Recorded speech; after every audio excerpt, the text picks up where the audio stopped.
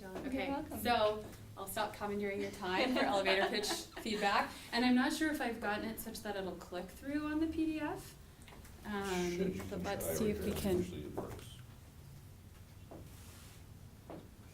Oh, look at, wait, there we go. Okay, maybe there's just a slight delay, So but it should be down, good. down side? To the side, yep, to side. the Okay. right-hand side. Let's get my leg up. Alrighty. Yeah, you got it.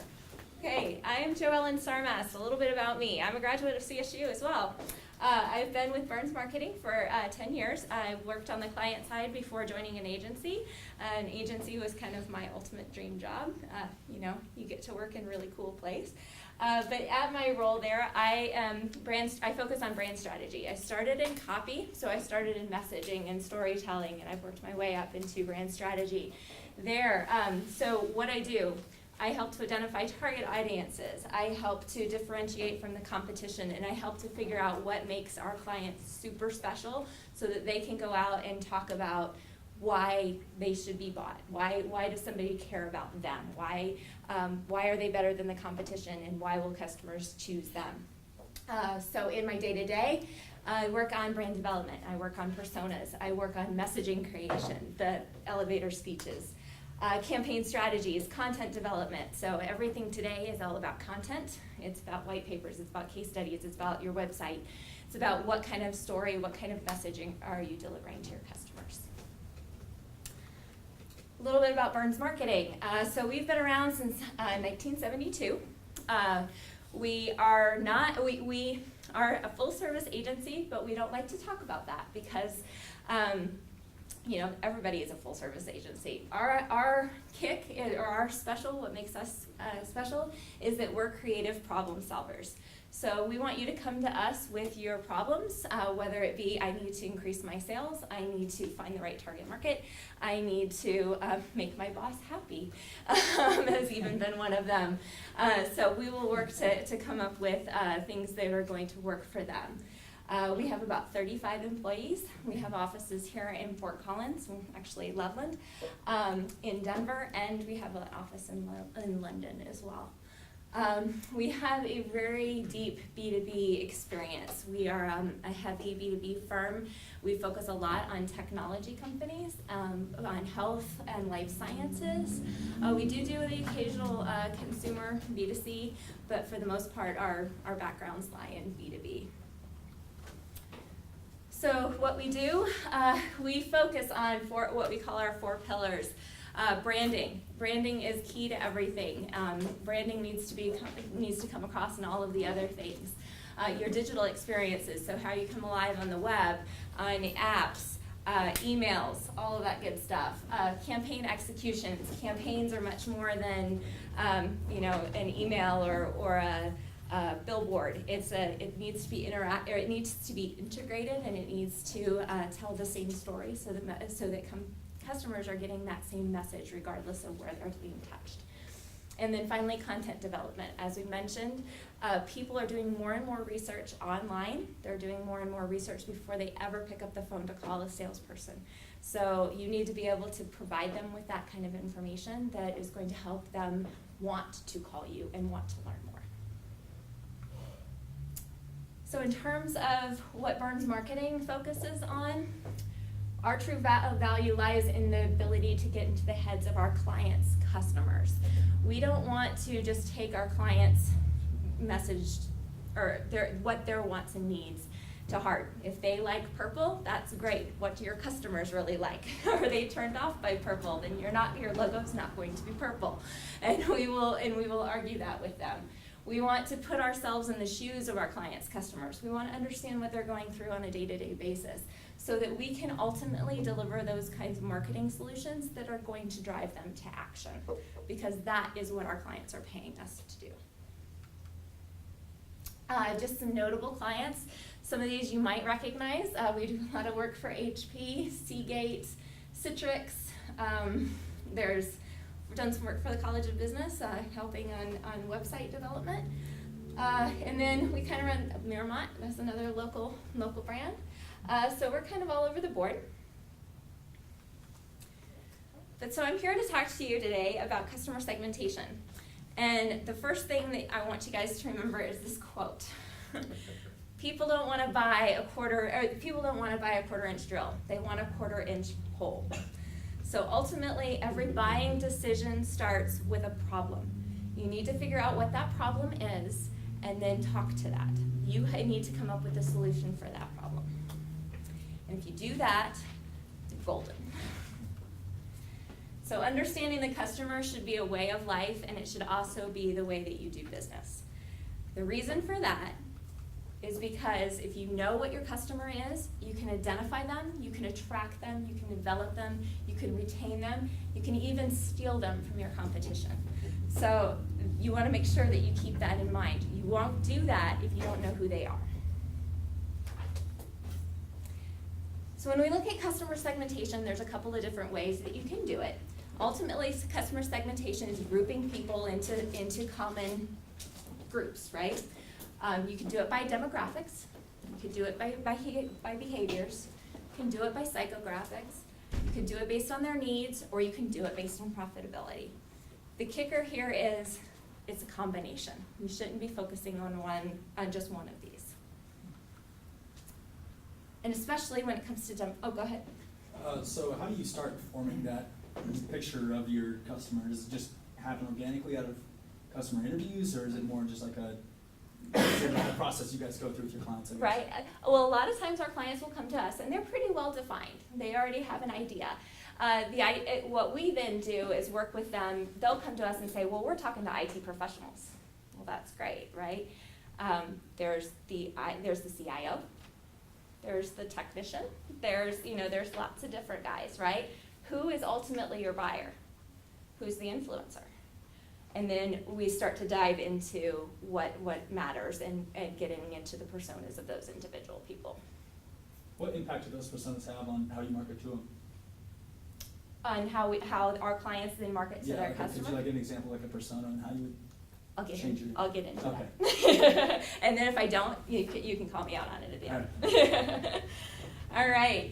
So in terms of demographics, age, race, marital status, other simple demographics, that's what companies think they want to sell, not what customers need. So keep that in mind. Let's talk about this. Legos. Who are the demographic? Who do you think they're selling to? Me. Right? So they are selling to a variety of different people. You may say, well, they're selling, their target markets are kids, right? They're 5 to 14-year-olds. Well, that's not true. There's a lot of adults who play with Legos. They like to build really cool things, right? They like to build really cool things in their basements. I have a friend who, that's all she posts on Facebook. It's like, look what I built today. So then you've got the 5 to 14-year-old kids who maybe are doing it because they like to build things. Or you've got the 5 to 14-year-old kids who are focusing on role play. So they want to have little sets that are themed, and so that they can make their little characters move through the towns. So demographics alone is not how Legos can sell and can make their money. It's not without knowing that the different segments, they don't know how to price. They don't know what kind of new products to introduce. Do they do role playing? Do they do just a block set? Do they do a little Duplo set? So that's how demographics can fail. One size doesn't fit all. Got to remember that too. So in terms of this, what we want to make sure is we're grouping people into segments that make sense, so that we can target them with products, we can target them with messages, and we can target them with pricing. Here's another example. The Royal Bank of Canada. So in the banking industry today, banking is notorious. People, once they get with a bank, they'll stick with it generally because it's a hassle to change. But millennials are becoming more finicky, if you will, and are more willing to change banks. With that in mind, a lot of banks aren't going after millennials. They don't want to lose those customers for life. But they also are looking at from the standpoint of, well, somebody that's in the Gen X or the baby boomers maybe is going to be worth a little bit more to me, so I'm going to focus only on them and not necessarily the millennial market. RBC decided that they were gonna look at that 18 to 35 age bracket. And they identified a group of people that they felt were great as far as earning potential. They were doctors, or medical students and dental students. So they developed a whole campaign and products targeted to those specific people. They ended up offering things like helps paying off student loans, help buying your first medical equipment, help to lease your first office. The result, they ended up all of those people that joined their bank in that age group is a 3.7 times what their other customers as far as the return goes, and they're most likely going to be customers for life. So that's something where you take a really big group and you start to weed it down based on the potential, the target market potential, and then tailor products and messaging to them. Needs-based customer segmentation is not easy. Figuring out what is the needs of these people. You know, demographics is really easy. I'm going to target 18 to 35-year-olds. That's great. But what do they really need? What's really bothering them? You've got to dig a little deeper. It's not easy, it's not quick, but it's worth doing because customers are going to get what they want. They're going to continue to buy more. They're going to tell their friends. Those friends are going to buy more. And you guys are going to not waste money, and you're going to make more money. So it's a win-win for everybody. Some of the things for why we want to segment the audience. In today's day and age, there's 3 main things that we need to keep in mind.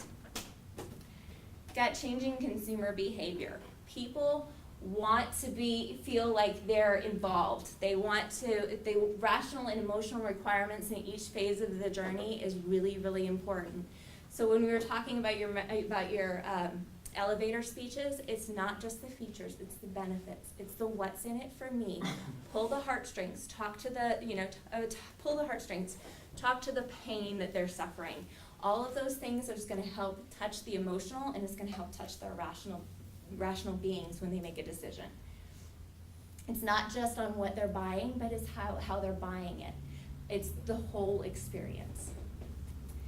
Increasing adoption of digital channels. Digital today is giving us so much stuff. It's enabling us to reach, attract, and capture new customers that are much more beyond the geographic confines that we've had in the past. But the other thing it's giving us is access to amazing amounts of data, and that data can then enable us to tailor our messages, to zero in and target even better. So use it, access it, find it, use it. And then you can also create that one-to-one experience with people.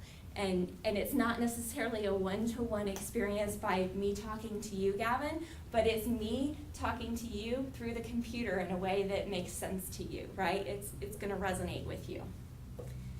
And then as far as heightened competition, we talked about competition a little earlier today. Everybody is saying the same thing regardless of what industry you're in.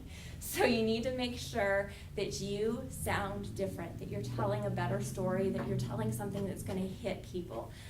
We call that the sea of sameness. Everybody's drowning in it.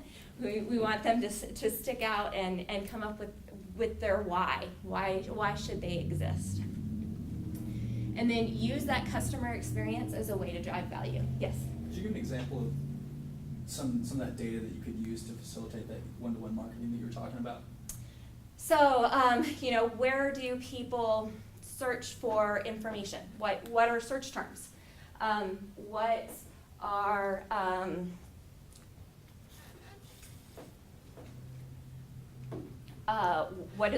do they need to know? What do they consume?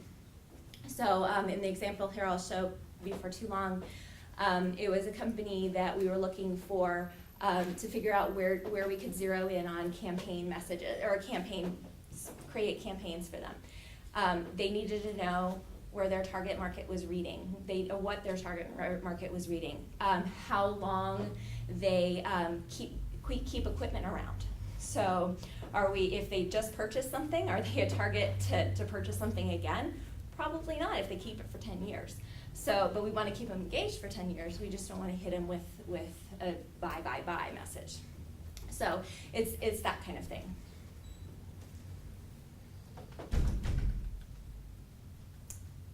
Love this quote too. Segmentation is saying something to somebody instead of saying nothing to everybody. So just kind of keep that in mind as well. So the buyer's journey.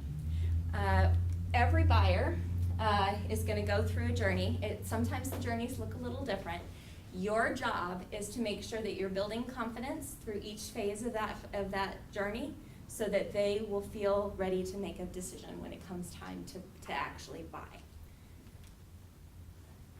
As I mentioned, the buyer's journey can be more longer, can be shorter, but the key points here is you've got awareness. You need to create, people, do they know that your product exists? Do they know that they have a problem?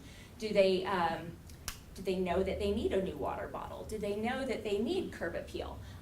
That kind of thing. So you want to create that awareness for them. Then you want to give them then in the consideration phase, this is where they're thinking about, okay, I know I have a problem, but I know I need to move. Well, I can do it myself. So I can rent a U-Haul and I can pack everything up myself, or I can hire a big van line, or I could hire, my best friends and pay them pizza.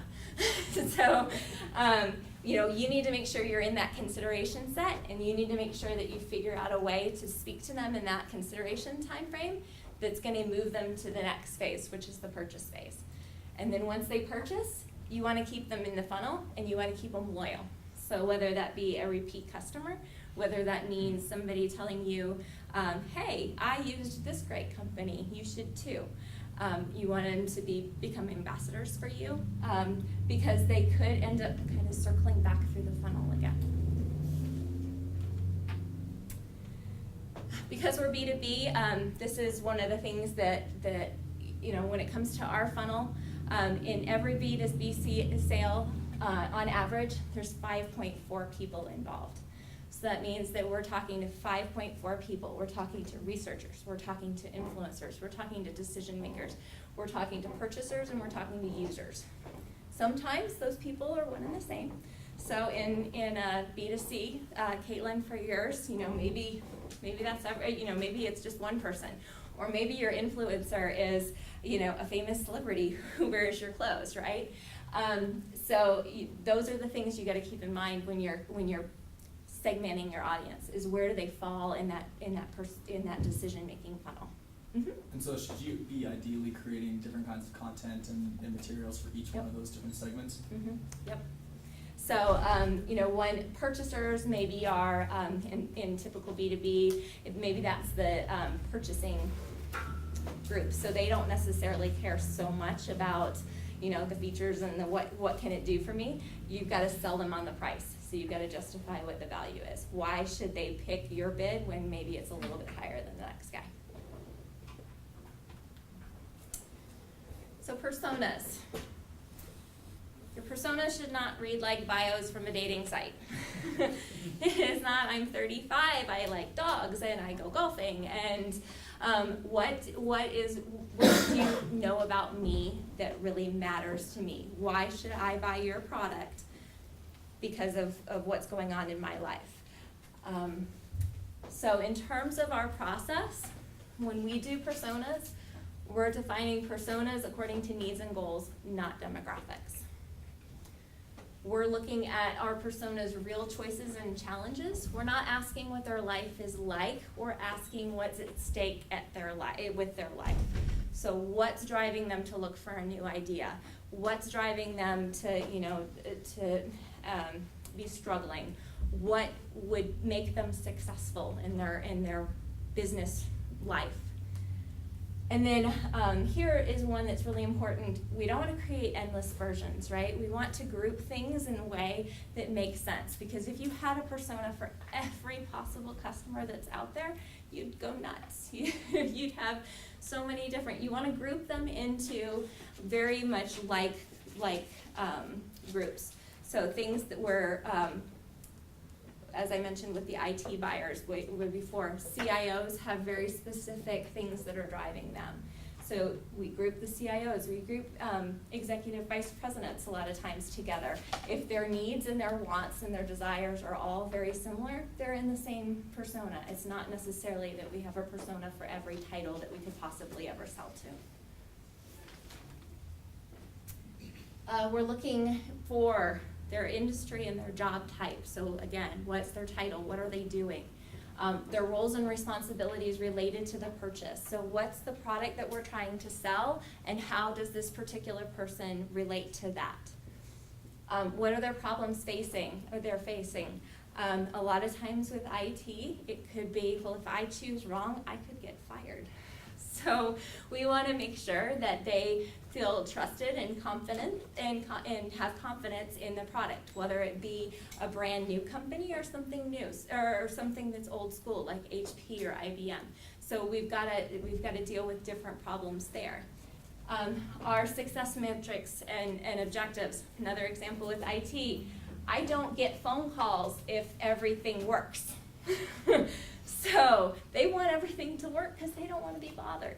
So we want to make sure that that's a key thing. That could be a great message to go out with for that particular audience. Decision-making process. Do they have control over the decision? Do they have to tell their boss? Does their boss then have to tell purchasing? You know, where does it fall in the decision-making process? Because you're going to help give them the messages and give them the information that they need so that they can help move it through the chain.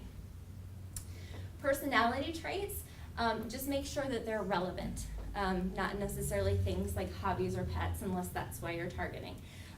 So if you're targeting something that's hobbies and pets, yes, then it's important that somebody has a dog. But if it's a business situation, you're going to want to focus on things that are more related to the job at hand. So kind of the example that I just gave about I don't want to be bothered, that's kind of a personality thing. And then preferences for how they consume information, preferences for where they shop, preferences for what they read on a regular basis. All of those things can help you with developing your personas. And then key to the personas, it's not your gut. It's based on research. And the number one thing is you need to talk to people. We tell our clients all the time, it's great you think you know your customers, but until we actually get to talk to them, you don't really know your customers. And it's not just customers, but it's prospects. It's former customers in the case of our clients. It's also internal stakeholders. So for our companies that we work with, is what sales is telling us, are we hearing the same thing from the sales guys as we're hearing from the customers? If not, there's a disconnect and we've got to fix that. Online surveys are a great tool. Desktop and competitive research, as you guys were mentioning, a bunch of different sources, government statistics, things like that. But so is LinkedIn. If you are targeting somebody like a healthcare CIO, start linking in and reading profiles of healthcare CIOs, because it's going to tell you things about what they're dealing with on a day-to-day basis that provides some great insight. BuzzSumo is another tool that's out there, and then just industry publications in general. And then SEO validation. This is another thing that we use when we start to research into topics that are out there. Our SEO team will start to really dive in and see if those are trending topics, if those are really things that people are looking for, and kind of tying it back to making sure that we're targeting those words when we're doing content development. So in terms of personas, we want to keep it simple. We don't want to use a whole lot of marketing jargon and a whole lot of things that people aren't going to understand. They don't have to be long, they just need to be thorough and easy to understand. They need to focus on needs and challenges. You need to have your customers validate your results. So, if you're researching things through the industry, through industry publications, when you actually talk to them, ask them if what you just read is what they're truly feeling. Validate that. And then fine tune, use your interviews and data to continually update and make sure that your personas are current. So an example of one that we just did, Trimble. I don't know if anybody's ever heard of this. They are a huge company in surveying equipment. So anytime you drive by a construction site and you see the guys standing on the corner, chances are they're using this kind of equipment. It's used to identify boundaries and help kind of track out, make sure that construction sites are done to plan. And then a lot of other industries use it as well. GIS professionals use it to make sure that your city might use it to make sure that they know where every fire hydrant is in the city so that they can identify if there's a problem. Land surveyors use it to make sure that they've established legal boundaries so property disputes don't happen. So they're really important equipment. Well, they came to us and they said, well, we don't really know who our customers are in the geospatial division. So we started to talk with a number of their different team members and their sales guys. And what we basically did is we identified 5 different personas for them. And these were all identified based on the needs that each one of these groups had. So within each one of these personas, there's a number of different levels of people. There's a number of different titles. So like field crew, you could be talking to a survey chief, so you could be talking to the guy who's running the crew. You could be talking to the guy who's actually using the equipment and is the technician. They all are running the same kind of needs and characteristics though. As far as like office personnel, those could be draftsmen, those could be business managers. They're all responsible for planning, assigning, reviewing, and producing final survey deliverables. So accuracy is very important to them. So once we identified those 5, we set out and did a bunch of interviews within each one of these categories. And we ultimately created this deliverable for them, which was a book. And in each book is a section for each one of the 5 personas, and they get into a variety of different information. And when we delivered this to the client, she actually said, wow, I learned a lot about my customers. It's like, well, that was really important. So it was a good thing, a good exercise to go through. What we did based on the interviews that we had, we learned a day in their life. It was kind of at a glance, what are they going through? We learned what they're doing, what they're responsible for, what their roles are, what their career history is. One thing that's really interesting with this group, and it was all across the board, is that everybody seemed to join this industry because they knew somebody. It was, my dad was in the business, or my uncle was in the business, or, it was very much kind of a family or a friend thing. It wasn't that new people are joining the industry. Well, that's something that you can use to try and tailor your message then, right? Pains and challenges, what's driving them, what's keeping them up at night? Again, how are they measuring success? Their decision-making process. We also asked, what are your concerns about Trimble? Why wouldn't you use them? And we got a lot of information there that we were able to pass on to our clients' business development team and their support team, so that they could turn around and make improvements in the way that they were dealing with customer support, or in the way that they were introducing new products. And then our research process, their research process. So what is their content and information that they're looking for? How do they want to learn about new products? We also, it provided them some insight into what their roles in the buying cycle was. So our crew chiefs and our party technicians, our field crews, those were influencers. So they might be very, very influential or very important in that initial discovery phase. I have a problem. I'm not getting my data as quickly as I need it. So then they're going to their boss, and then their boss is saying, okay, yep, you're right. We're gonna find a new solution. but you go tell me what solutions are out there. So then the field crew would go back out and they would research their possibilities, and they would come back to their decision makers, their bosses, and they'd say, hey, there's Trimble, and Trimble's really great because it's rugged and it does this and it will work if I drop it. And then their boss says, all right, great, I'm gonna buy it.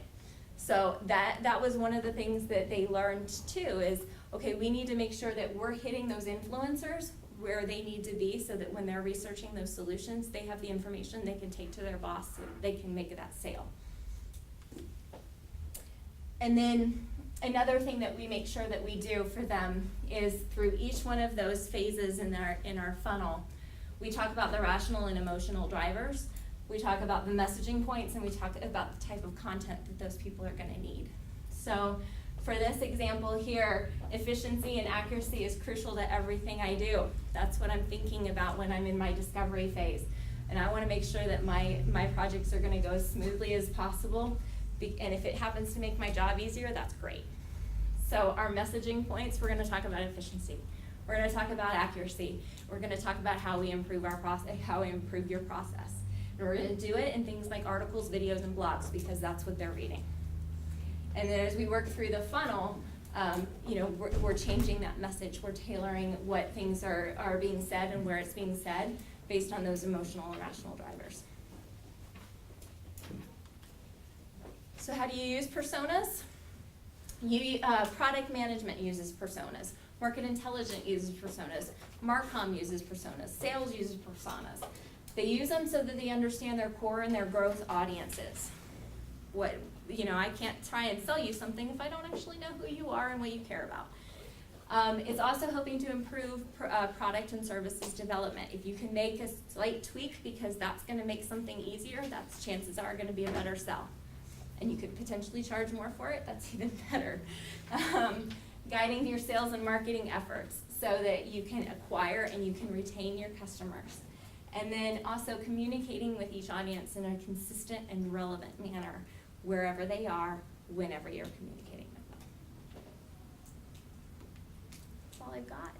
If you have questions.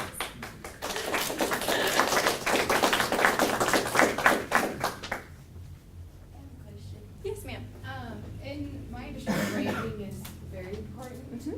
I'm struggling with how to, I want to keep a business persona to attract investors and to Mhm. show that I'm professional. Mhm. But I'm trying to balance that with being my market, showing my market that I can be this brand, that I care about my clothes.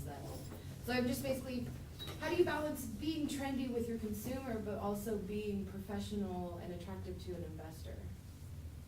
So they're two different personas, right? So Right. you're talking to your investor. What does your investor need to hear? And what are you delivering to your investor? And then what are you delivering to your end customer? So you're gonna tailor those based on who those people are. So they could be vastly different, as long as what you're saying is ultimately true to what you're delivering. I was concerned in image too. For example, if I wanted, there's certain hair colors that are more trendy right Mhm. now in the fashion scene, such as the peach or things like that.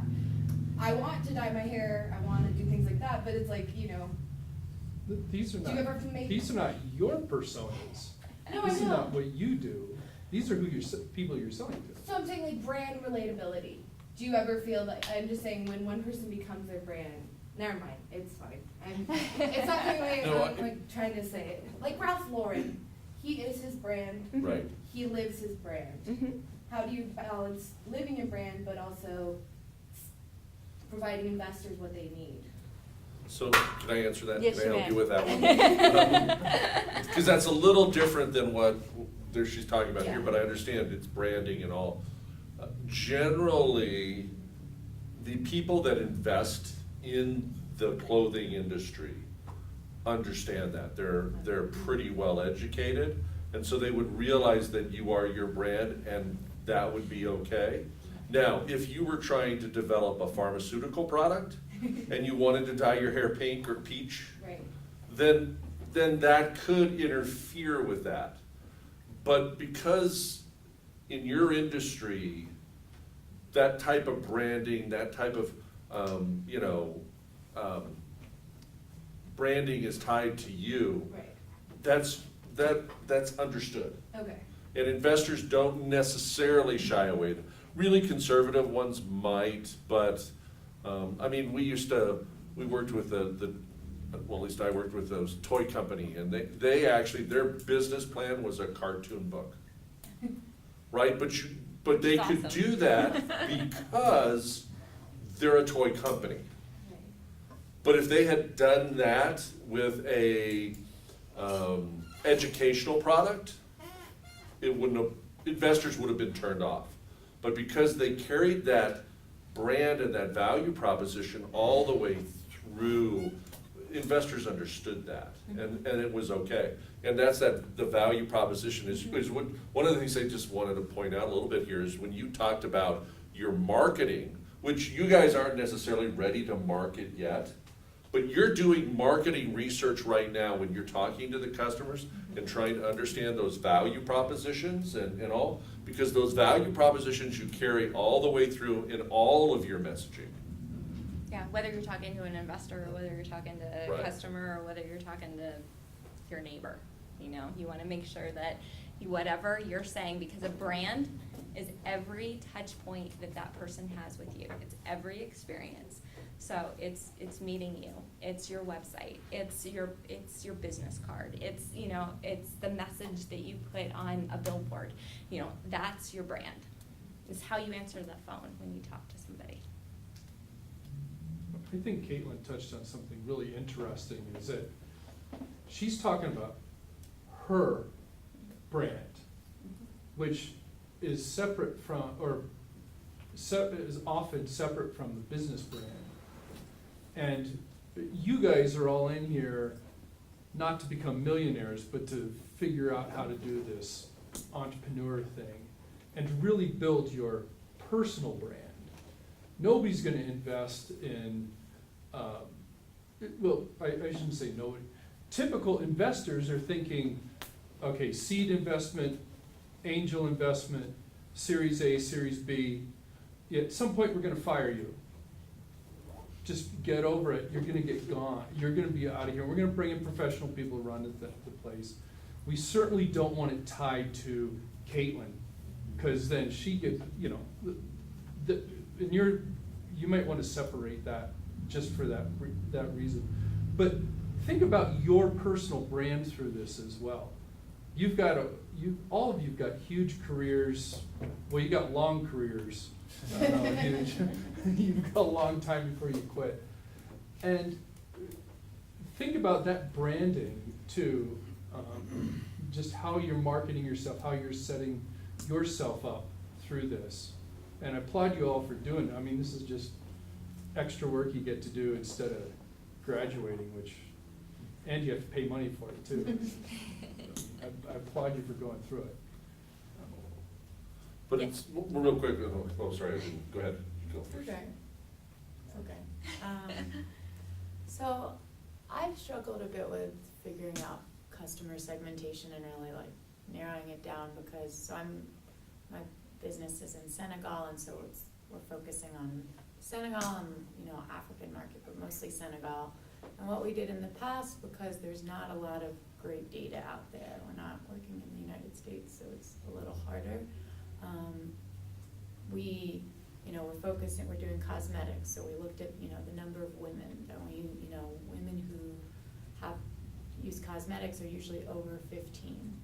Then we say we're gonna target women who are mostly in the major cities. So by doing that, we can find, number of women who are over 15 who live in these major cities.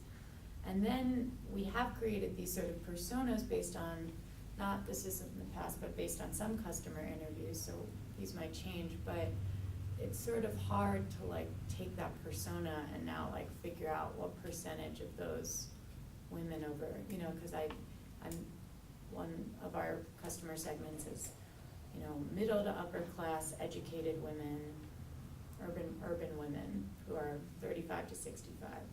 So, and then we've, hashed out a little bit what that woman looks like, what she does day to day, but how do we actually, I don't know, how would you recommend talking about her in terms of numbers, or, do you know what I'm So saying? maybe, let me rephrase this, you're trying to say, how do I take a sample, a small sample, and then extrapolate that to the population? Yeah. So that I can test something. So what I thought when I heard this was, you did that for Trimble. Mhm. How many customers did you talk to before you could start to develop those personas and be sure that most of their customers will fall in those personas, which is, I think what I hear you're saying is that we've got some personas developed, but how can we extrapolate those and say, yeah, those are in the population. So 10% of those are, 10% of the population is this type of persona, 25% is this. So with Trimble, budgets play a big role, right? So we talk to about 5 to 7 people within each group. And from there, we were able to determine when all 5 of those people or all 7 of those people were telling us about the same thing, we felt pretty good. Where when we started to so then there were other questions that Trimble had us ask, things like they wanted to know what kind of